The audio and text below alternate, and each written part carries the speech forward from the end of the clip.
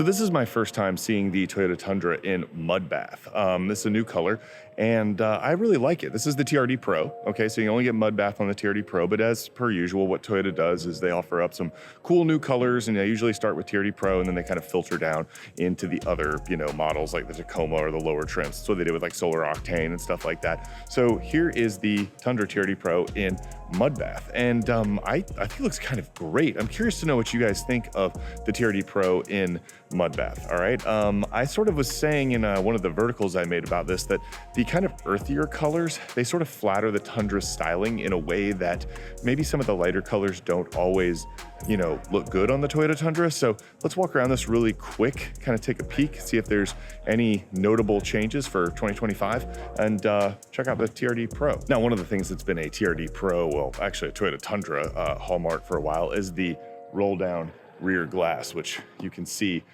still retains, obviously, for this generation of Toyota Tundra. But that's kind of the thing I like about the Toyota Tundra. I've tested Ford, GM pickups, and the Toyota Tundra and the Nissan Titan. A lot of people say they like the Titan for its sort of like basic functionality. I would say that's largely true with the Toyota Tundra. Now, I know one thing people complain about with the Toyota Tundra is like, oh, but what about the iForce Max hybrid engines and the recall that they did? That affected the first batch of Tundras. Tundra sales have increased year over year ever since then, and there have been no other issues. Toyota Sequoia uses the same powertrain, no other issues. It's one of those things that it gets in your mind because you see it on social media and people start complaining about it, and they start acting like the 5.7 liter V8 was like faultless. You can go back and look at some of the model years of that. It had recalls, it had issues too. That sort of reliability is earned over time. We didn't give any time before people started making snap judgments. So I'd say the Tundra overall, it's sort of that like functionality of it is one of the things I like the most about it. And in this TRD Pro model, right, with the 583 pound-feet of torque, that is monstrous. And until you drive one and you really experience that 583 pound-feet of torque, it's hard to accurately describe how much better that feels than some of the competition. It's incredibly dark inside of this Toyota Tundra because we're off to the side of the Washington, D.C. Auto Show, and this is an all-black interior, so it's a little bit hard to see. But one of the things that I enjoy about the interior, same as I do with the Sequoia, is just the sort of size of it for someone my size. They prioritize all of the things you'd want prioritized in terms of like seating. Now, full-size trucks in general are very generous.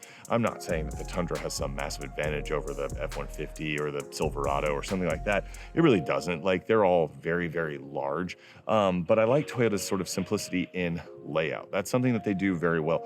Ford does this very well, in the F-150 because of their long history with trucks. But I think Toyota now is sort of the automaker that is resisting packaging too much stuff into screens, which despite the fact that they do have the giant 14-inch, infotainment screen, but a lot of the things that you use is still retain, they're just buttons, they're dials and buttons. I know Savage Geese talks about this a lot, is just sort of that functionality of something that makes it easy to jump into and just immediately feel at home. I use Megan as a good sort of barometer for this when we get like a test vehicle or something like that. If she can jump into it and just drive off without me having to explain some, esoteric systems or something like that, or some like infotainment thing, then to me, that's the hallmark of an extremely easy to use vehicle. And I feel like all Toyotas, including this giant TRD Pro Tundra, in Mudbath, by the way, we don't want to forget that because it looks awesome. To me, that's something that really stands out about the Toyota vehicle, especially the Tundra, is that everything here, your off-road stuff, all of that is a dial that has an immediate sort of action. I press the off-road thing, it comes up in the screen. I twist the dial, it changes the multi-terrain select or whatever. All of it has a very clearly delineated cause and effect, and you don't have to like hunt for things ever. And that's kind of nice when you're talking about where modern vehicles have gone.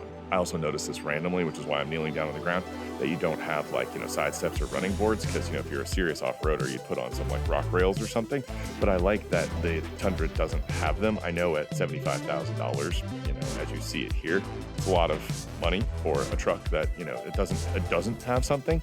But I'm a tall dude, and this is an off-road vehicle, and I like that I have to like step up and down into it. It just makes me feel like they were kind of prioritizing the off-road side of things. I know the Toyota Tundra hasn't changed a whole lot since its debut, Mudbath being the exception as a fantastic new color.